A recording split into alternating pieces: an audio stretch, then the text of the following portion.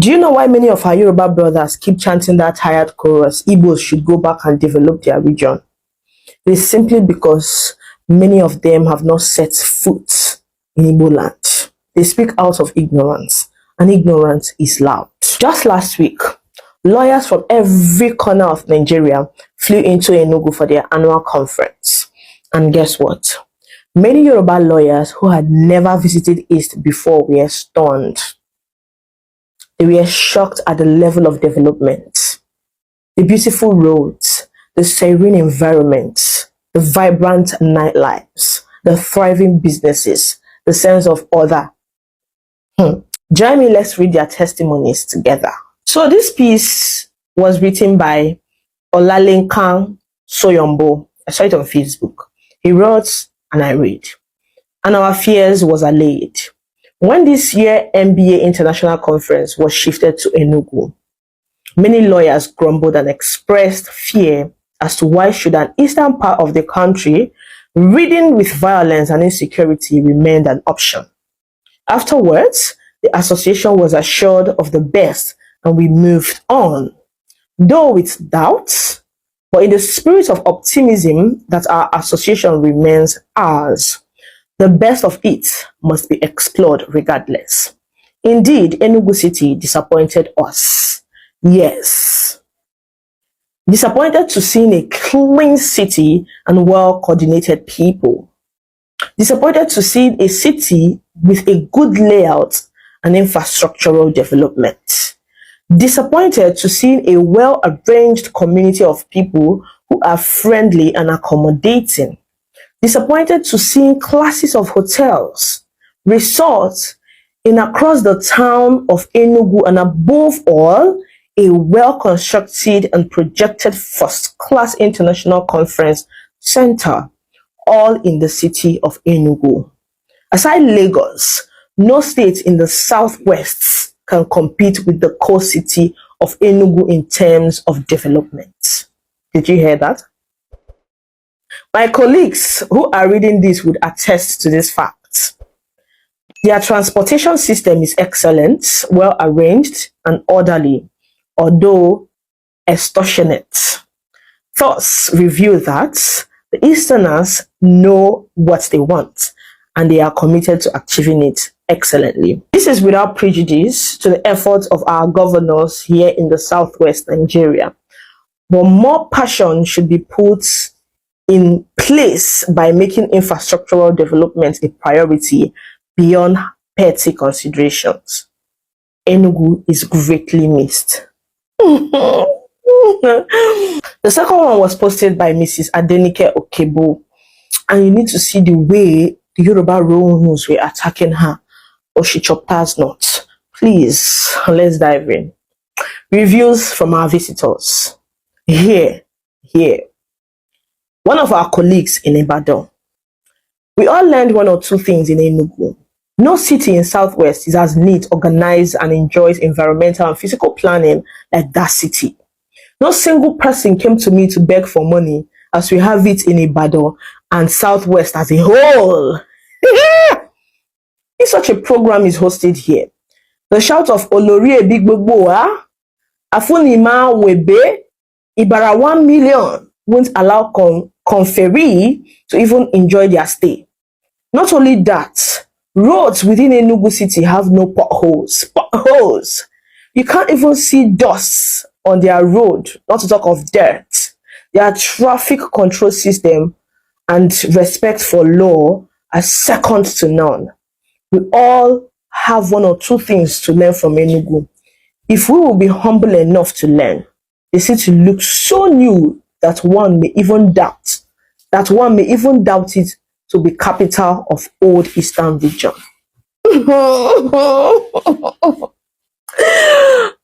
Yorubas will cry. See, if you haven't been to Igbo land, shut your trap before you compare your region to ours. Travel to Enugu, Aba, Abakaliki, Oka, Port Harcourt, Umuahia, Owerri, and see things with your own eyes. Igbo land today is far more developed than any other region in Nigeria. It's not bobo, I'm not capping. Forget propaganda. Apart from Lagos, which was built by the sweat of everyone in Nigeria and handed federal privileges that no other state enjoyed, many Yoruba towns and cities cannot stand side by side with Igbo cities. That's the fact. If you want to contest, we can go down that route. This is the bitter truth. Igbos have quietly developed their land with their sweat, their money, and their vision. From high-rise hotels to modern markets, from booming universities to tech hubs, Igbo land is alive and thriving.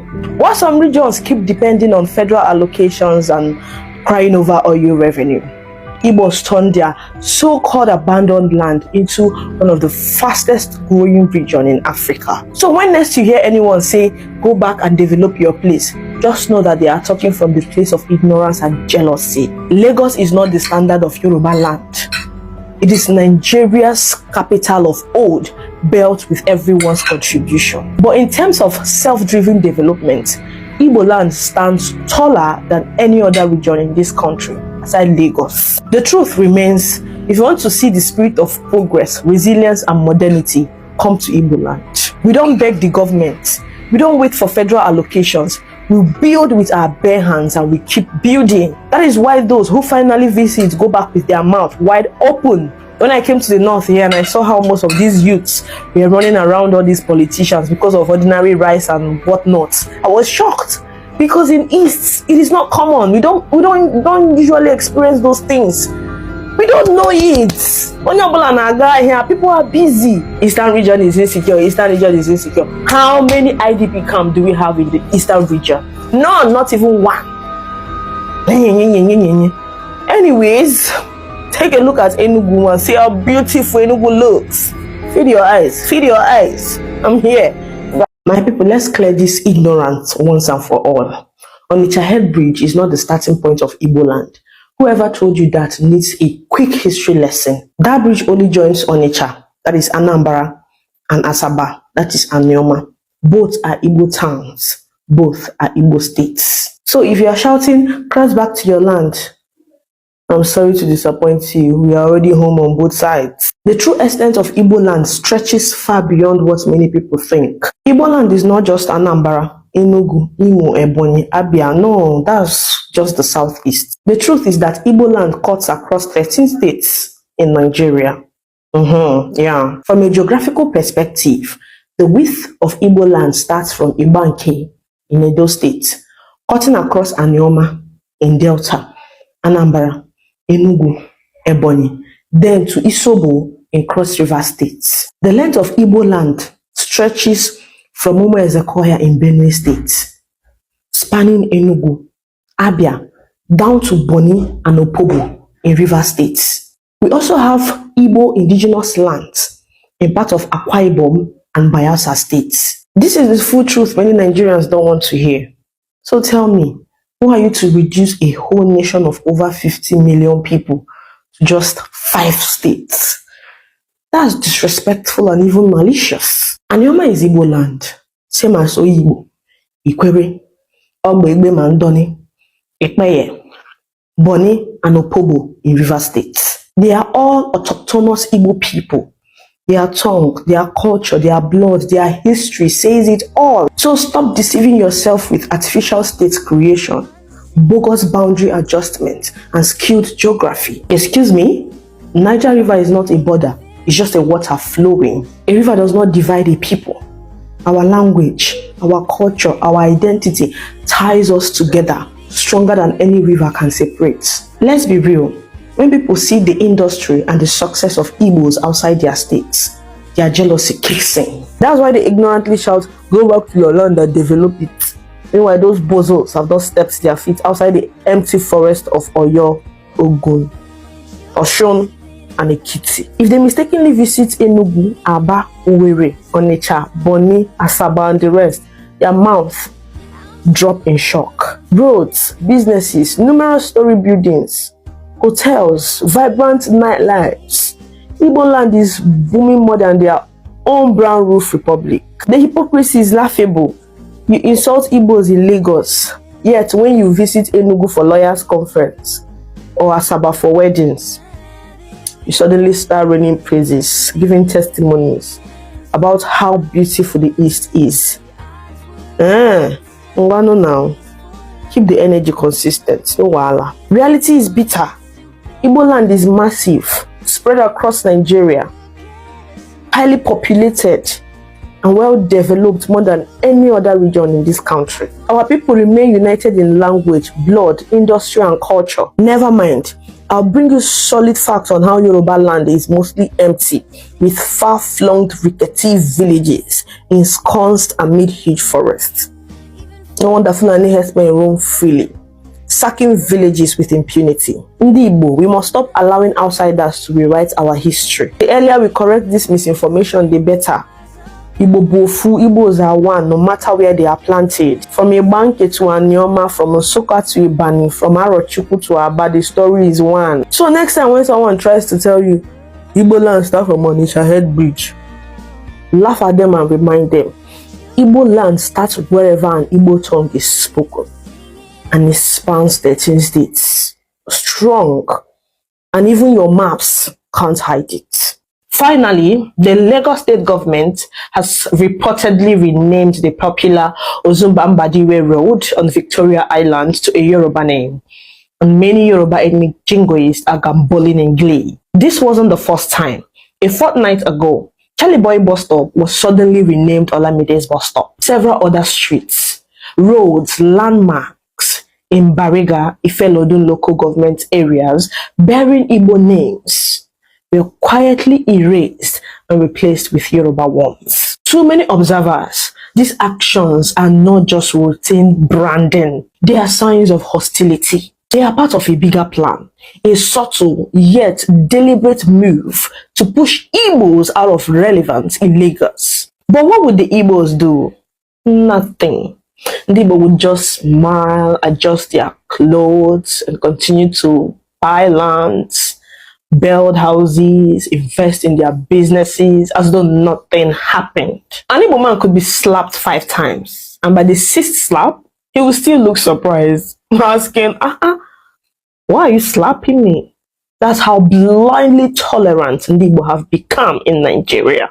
It is painful to admit, but Ndigbo love Nigeria too much, even more than Nigeria loves them. While other ethnic groups are busy protecting their identity, dignity, and interest, Ndigbo are busy chasing business, expansion, and survival, often forgetting that survival without respect is dangerous. The last governorship election should have been a wake-up call. Ndigbo were openly targeted.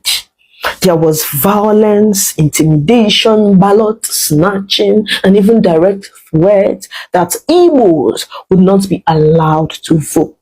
Many were beaten because they were suspected to be supporting a non-Yoruba candidate. Yet, after all this, have we learned?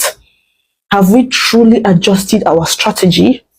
Sadly, it doesn't look like it. The truth is bitter. The hate against Ndigbo in Lagos is no longer just whispers in their parlors. It is gathering strength.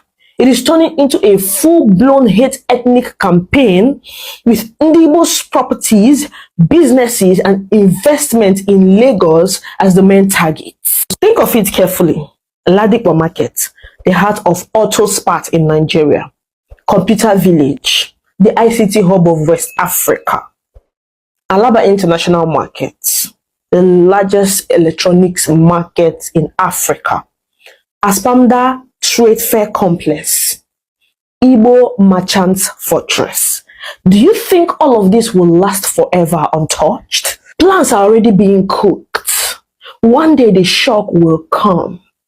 And when it does, it will be the Igbos who will cry, yet again saying, Shebi, now one Nigeria will be.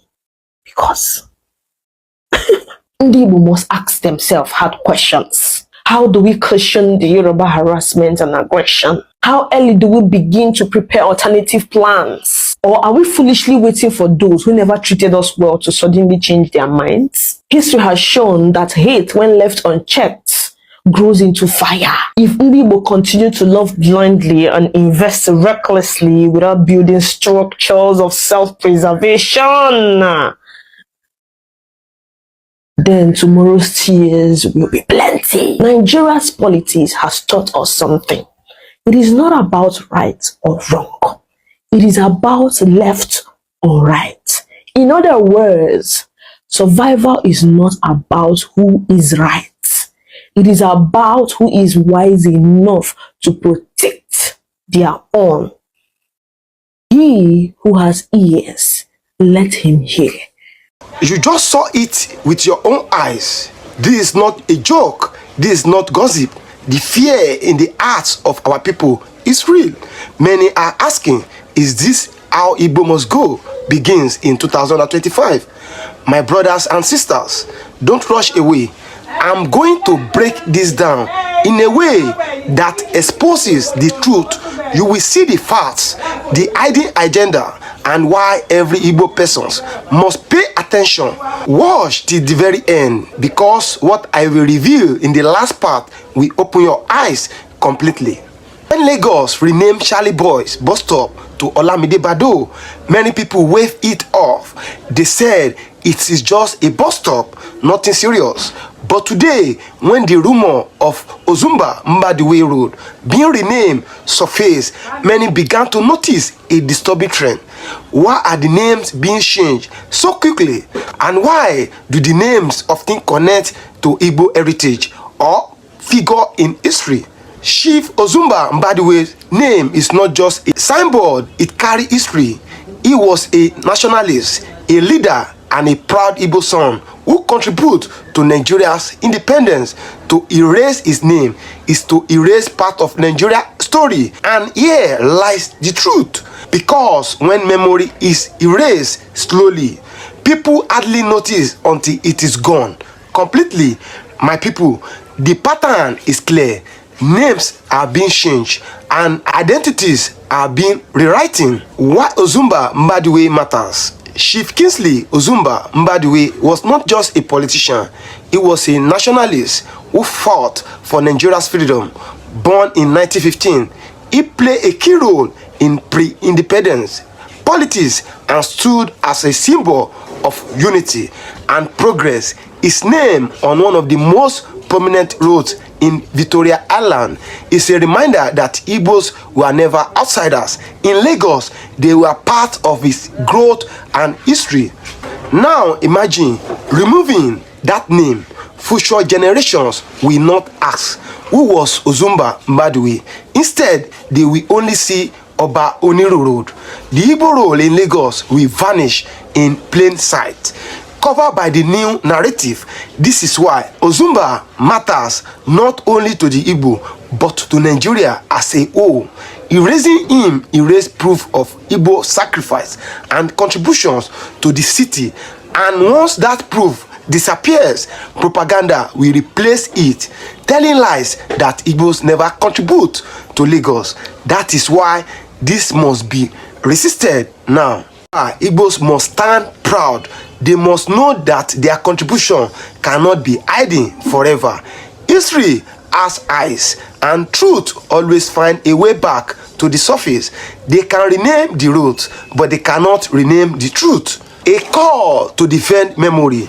Finally, my people, let us be clear. Names are not just labels. They are proof that you live, you contributed, and you matter. If Igbos want their legacy to survive in Lagos, they must defend it. They must challenge every attempt at erasure. They must keep telling their story so the next generation will not forget. Lagos cannot erase the Igbo, no matter how hard it tries, but silence will make it easier for them. That is why we must remain awake, remain strong, and remain proud. Because the truth is simple. Without the Igbo, there is no Lagos, and without Lagos, there is no Nigeria. My people, this is deeper than just renaming streets. This is about identity, history, and survival. They think the Igbo don't see what is happening, but we see it clearly. Today, it is Charlie Boy bus stop. Tomorrow, it is Ozumba Mbadiwe Road. Next, it could be every trace of Igbo contribution in Lagos wiped away. But history cannot be erased. Lagos is built on the sweat and blood of many including the Igbo, and no matter the agenda, truth will always stand. If you believe justice must prevail, if you believe Igbos deserve respect in Nigeria, drop your comment, share this video, and let the world hear your voice. Don't forget to subscribe because more shocking revelations are coming. Together, we will not allow another Igbo must go to rise in our land.